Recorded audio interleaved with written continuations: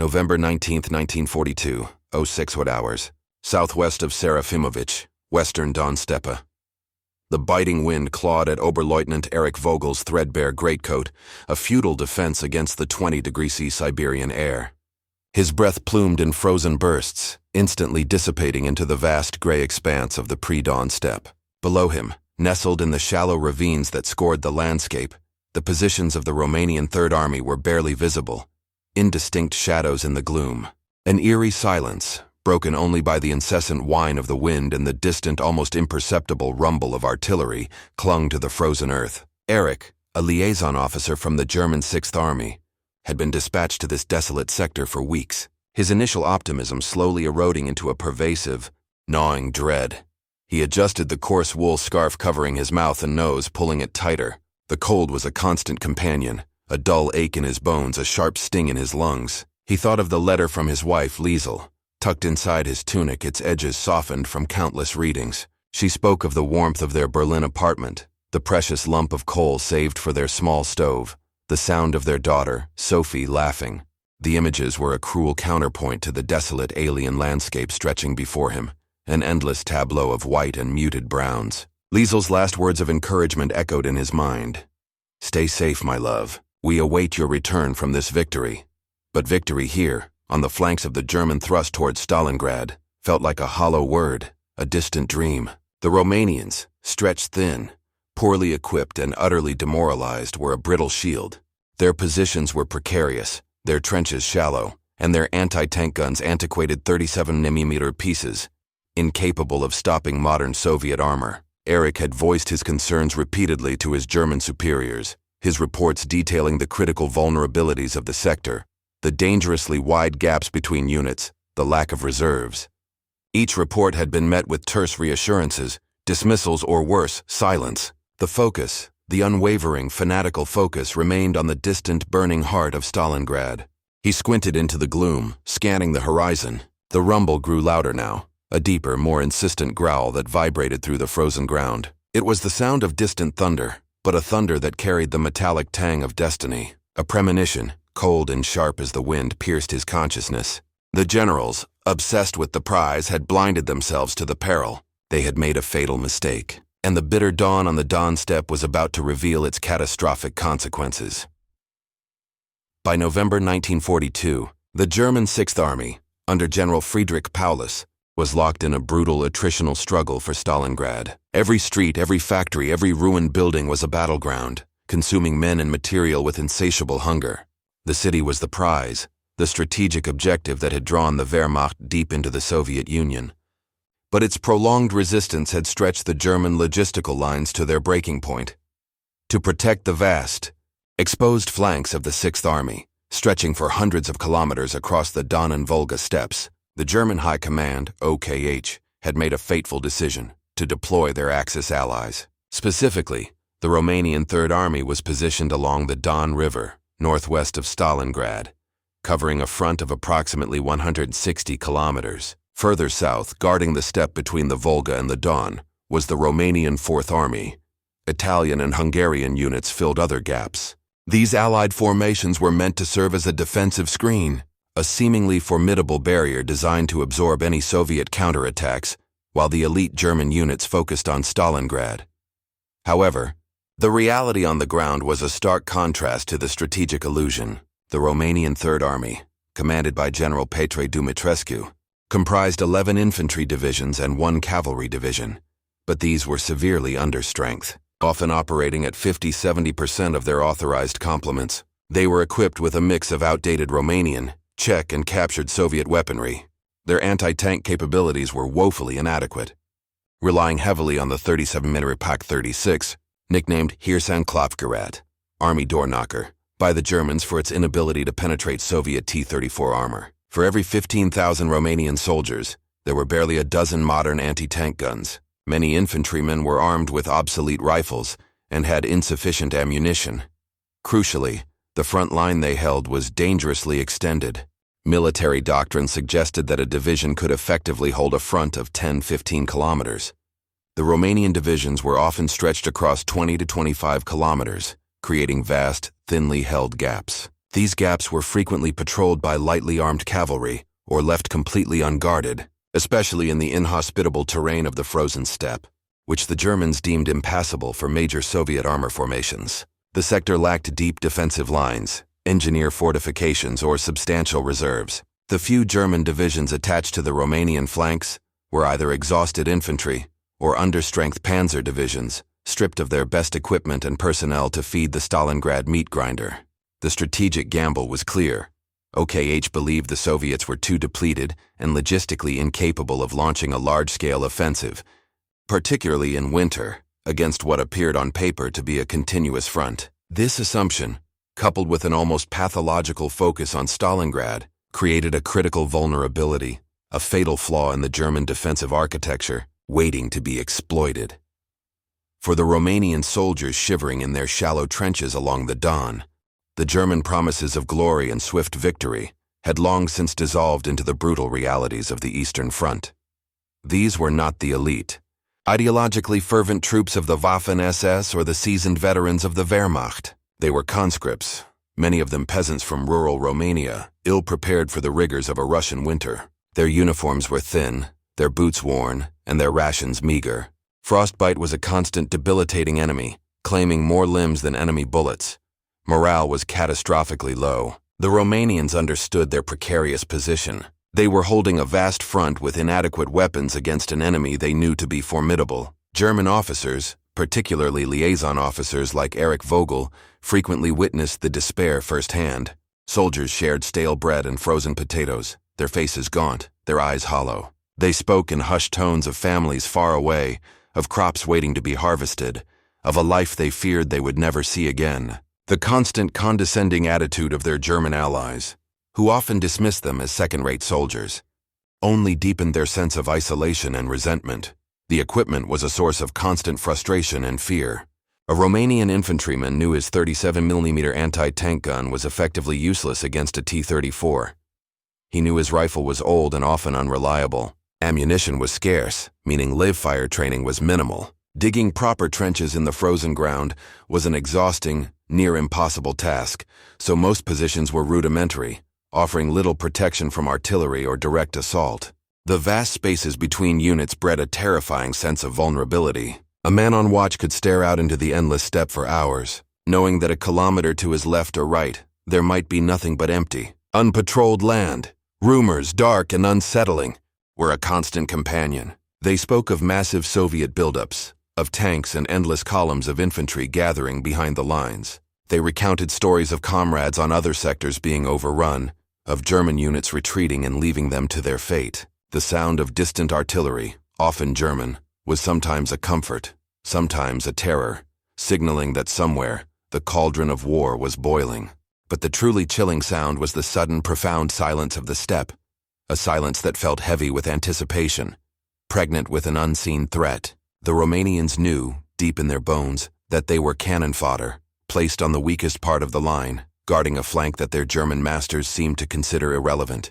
They watched the sky, they listened to the wind, and they waited not for victory, but for the inevitable. While the German high command was blinded by its Stalingrad obsession, Joseph Stalin and his generals, particularly Marshal Georgy Zhukov and General Alexander Vasilevsky, were meticulously planning one of the war's most audacious and decisive counteroffensives, Operation Uranus. The Soviets had suffered catastrophic losses in 1941 and 1942, but their industrial base, relocated eastward, was beginning to churn out tanks, artillery, and aircraft in ever-increasing numbers. More importantly, the Red Army had learned bitter lessons and adapted its tactics. Stalin's strategy was built on a series of calculated assumptions about the German mindset. He correctly surmised that Hitler's fanatical focus on Stalingrad would lead to a dangerous overextension of German forces and a contemptuous underestimation of his Axis allies. Soviet intelligence, bolstered by partisan reports and aerial reconnaissance, provided a detailed picture of the weaknesses of the Romanian, Italian, and Hungarian sectors. They knew about the sparse anti-tank defenses, the extended front lines, and the low morale.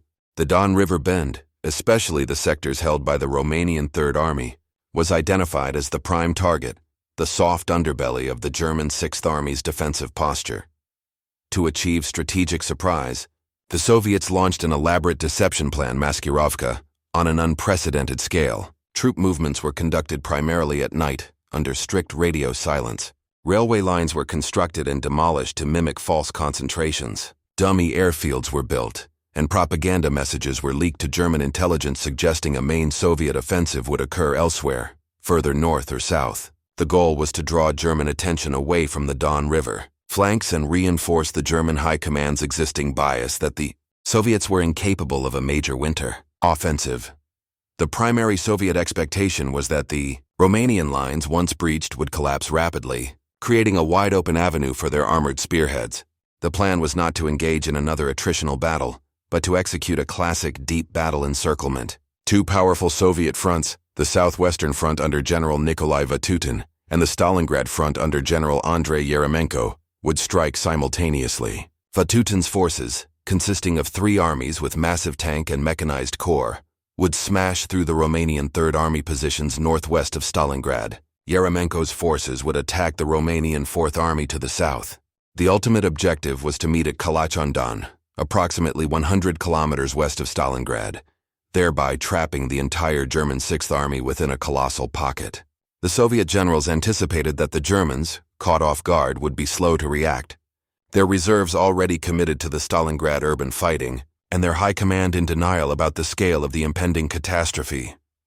The distant rumbling that Oberleutnant Erich Vogel had heard in the pre-dawn darkness quickly escalated into a thunderous, apocalyptic symphony. At precisely 6:30 hours on November 19, 1942, the Soviet artillery barrage began. Over 3,500 guns and Katyusha rocket launchers unleashed a devastating torrent of high-explosive shells and screaming rockets onto the Romanian positions. The frozen steppe erupted in geysers of snow, ice, and earth. Shrapnel whined through the air, tearing through the thin trenches and the hastily constructed dugouts. The ground vibrated with a sickening intensity, throwing men off their feet. Communication lines were immediately severed, leaving isolated Romanian units in a terrifying vacuum of noise and destruction. Under the cover of this relentless barrage, the Soviet infantry, bundled in their quilted winter uniforms, began their advance. They emerged from the ravines and folds in the terrain like ghosts, their bayonets fixed, their battle cries echoing eerily through the explosions. Behind them, the true horror of the offensive revealed itself. Hundreds of Soviet tanks, T-34 medium tanks with their sloped armor and powerful 76mm guns, and the heavier KV-1 tanks rolled forward, their tracks churning the frozen earth into a muddy slurry. Erich Vogel, sheltering in a shallow trench with a group of Romanian officers, watched in helpless horror as the defensive lines simply disintegrated. The few Romanian 37mm anti-tank guns that hadn't been destroyed by the artillery barrage fired frantically, their small shells bouncing harmlessly off the T-34's thick frontal armor. Machine guns chattered impotently. Romanians, many still half-frozen and suffering from shock, broke and ran, scrambling out of their trenches and fleeing into the open steppe, only to be cut down by pursuing Soviet infantry or crushed by the advancing tanks. Others, completely demoralized, simply threw down their weapons and surrendered en masse, their hands raised in the frigid air.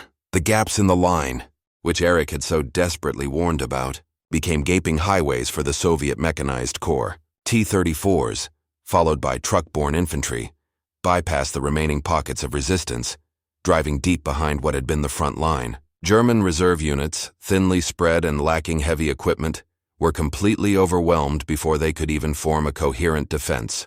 A handful of German 88mm anti-aircraft guns, hastily converted for anti-tank duty, managed to knock out a few Soviet tanks, but they were quickly outflanked and destroyed. Within hours, the entire Romanian Third Army sector had ceased to exist as a coherent fighting force. By midday, Soviet armored columns were advancing unchecked, their objectives hundreds of kilometers behind the original front line. The immense scale and speed of the breakthrough were staggering. The thunder of the artillery faded, replaced by the roar of tank engines and the distant chilling rattle of machine gun fire. Erich Vogel, now trapped behind rapidly advancing Soviet lines with a handful of bewildered Romanians, understood with a cold certainty that the fatal mistake had been made, and the bill for Stalingrad was now due. The front, which the German high command had dismissed as a minor concern, had just been torn open, and the entire Sixth Army was about to be swallowed whole. The speed and depth of the Soviet breakthrough shattered all German expectations. Within 2 days of the initial offensive, Soviet armored spearheads, driving from the northwest and the south, had covered immense distances, bypassing German strongpoints and overrunning logistical hubs. The carefully constructed German operational plans, which had ignored the flanks in favor of the Stalingrad objective, proved utterly useless in the face of this mobile, devastating assault. The German high command in Berlin, far from the frozen steppes, was initially slow to grasp the full extent of the catastrophe. Reports from the front were fragmented and often contradictory, a result of severed communication lines and the chaos of the Romanian collapse. Field Marshal Erich von Manstein, commanding Army Group Dawn, eventually recognized the mortal danger, but his requests for permission to pull the Sixth Army out of Stalingrad were met with furious denials from Hitler, who famously declared, "The Sixth Army will stay in Stalingrad." He still believed the offensive was a localized action and could be contained. However, on November 23, 1942, the unthinkable happened. The lead elements of the Soviet 4th Tank Corps, driving from the northwest, linked up with the Soviet 4th Mechanized Corps, advancing from the south, near the town of Kalash-on-Don. The two pincers met, effectively sealing off the entire German Sixth Army, along with elements of the Romanian Fourth Army, Italian units, and a smattering of German support formations, within a vast pocket. Approximately 250,000 to 300,000 Axis soldiers were trapped. The encirclement was total. The sheer audacity and success of Operation Uranus completely blindsided the German command. They had underestimated the Red Army's capacity for a large-scale winter offensive, overestimated the resilience of their allies, and critically, ignored the vulnerability of their flanks. The strategic mistake was not a single tactical error, but a cascade of misjudgments born from an overconfidence in their own forces and a profound contempt for their enemy and their allies. Hitler's repeated directives to hold Stalingrad at all costs had created a rigid operational structure that proved incapable of adapting to a dynamic and brilliantly executed Soviet maneuver. The German generals, so accustomed to the lightning strikes of the Blitzkrieg, found themselves caught in a trap of their own making, outmaneuvered and outfought by an enemy they had consistently dismissed. The pocket around Stalingrad was not just a geographic enclosure. It was a psychological one, too, a prison of their own strategic hubris. For the soldiers trapped within the Stalingrad Kessel, cauldron, the news of the encirclement spread like a cold, paralyzing dread. Initial rumors of a breakthrough, of a brief Soviet success, gave way to the undeniable truth. They were surrounded. The sound of artillery fire, which had once come from one direction, now came from all sides. The supply lines, which had been tenuous and unreliable even before the encirclement, simply ceased to exist. Hope, a precious commodity on the Eastern Front, began to die a slow, agonizing death. The psychological impact was devastating. For weeks, they had fought with a singular focus on taking Stalingrad, enduring unimaginable hardships for the glory of the Reich. Now, that purpose was stripped away. They were no longer the attackers. They were the hunted. The morale, already fragile after months of brutal urban warfare, plummeted. The cold, which had been a constant challenge, became an instrument of torture, exacerbated by dwindling supplies of winter clothing and fuel. Temperatures often dropped below 30°C, and frostbite and exposure became as deadly as enemy bullets. Food rations were immediately cut. The promised air bridge, decreed by Hermann Göring, proved to be a cruel fantasy. The Luftwaffe simply could not deliver the 700 tons of supplies required daily. Instead, a trickle of overloaded, often shot-down transport planes brought barely a tenth of what was needed. Soldiers quickly burned through their meager emergency rations. Horses, already suffering from malnourishment, were slaughtered for meat. Dogs, rats, anything that moved became potential sustenance. Starvation became a tangible, gnawing presence. Men grew weaker, their movements slower, their minds dulled by hunger and cold. Compounding the physical suffering was a profound sense of abandonment. The men of the Sixth Army felt betrayed by their high command, and most acutely, by Hitler himself. Their desperate pleas for a breakout were ignored. The rhetoric from Berlin remained resolute: hold every inch of ground. But for the men freezing and starving in the pocket, these words rang hollow, bordering on the insane. Discipline, once ironclad, began to fray. Desertions, though few in number due to the hopelessness of escaping, increased. Fraternization between officers and enlisted men, once taboo, became more common as the shared misery broke down rigid class structures. Oberleutnant Erich Vogel, having somehow made his way back through the initial chaos to a rear-area field hospital, witnessed the psychological toll firsthand. The wounded, already suffering from ghastly injuries, now had the added burden of utter despair.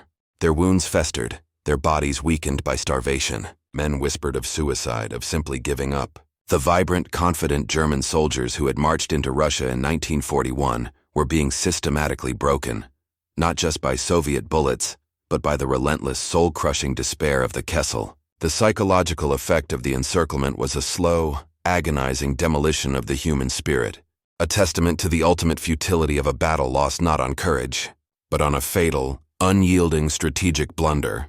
The Battle of Stalingrad, which began with the ambition of conquering a city and ended with the annihilation of an army, represented the decisive turning point on the Eastern Front and arguably the entire Second World War. On February 2, 1943, after weeks of relentless Soviet pressure and the complete collapse of German resistance, Field Marshal Friedrich Paulus, now promoted by Hitler in a futile attempt to prevent his surrender, defied orders and capitulated. Approximately 91,000 German, Romanian, Italian, and Hungarian soldiers, starving, frostbitten, and utterly defeated, marched into Soviet captivity. Of these, fewer than 6,000 would ever return home, many not until the mid-1950s. The impact of the Stalingrad disaster reverberated through every facet of the war. Strategically, the destruction of the Sixth Army and the demoralization of its allied formations created an irreversible shift in the balance of power on the Eastern Front. The Wehrmacht never fully recovered from the loss of so many experienced soldiers, officers, and vast quantities of irreplaceable equipment. The initiative had irrevocably passed to the Red Army, which would now steadily push westward, driving the Germans back towards Berlin. The Blitzkrieg was dead. The era of Soviet offensive dominance had begun. Politically, the defeat at Stalingrad was a colossal blow to Nazi Germany's prestige and a profound shock to the German public. The myth of German invincibility was shattered. Goebbels, the propaganda minister, was forced to declare national mourning and admit to a great catastrophe, a stark departure from the relentless, upbeat messaging of the war. For the Axis allies, particularly Romania, the disaster at Stalingrad severely strained their commitment to Germany and hastened their eventual defection. For the Allied powers, it was a massive morale boost, proving that the seemingly unstoppable German war machine could be decisively defeated. For Oberleutnant Erich Vogel, who by a stroke of immense luck managed to be evacuated from the Stalingrad pocket on one of the last supply flights before the air bridge collapsed, the experience forever marked him. He carried the images of the freezing, starving men, the desperate faces, and the shattered hopes with him for the rest of his life. The fundamental betrayal, the fatal mistake of ignoring the flanks and sacrificing an entire army for a single city, became a deeply ingrained trauma. Stalingrad was not just a military defeat. It was a moral one, a catastrophic validation of the human cost of strategic hubris and ideological delusion. It illuminated the destructive consequences of an unyielding command structure, a refusal to acknowledge reality, and a contemptuous underestimation of the enemy. The legacy of Stalingrad was the beginning of the end for the Third Reich, a testament to the fact that even the most formidable military can be brought to its knees by a single, fundamental, and fatal mistake.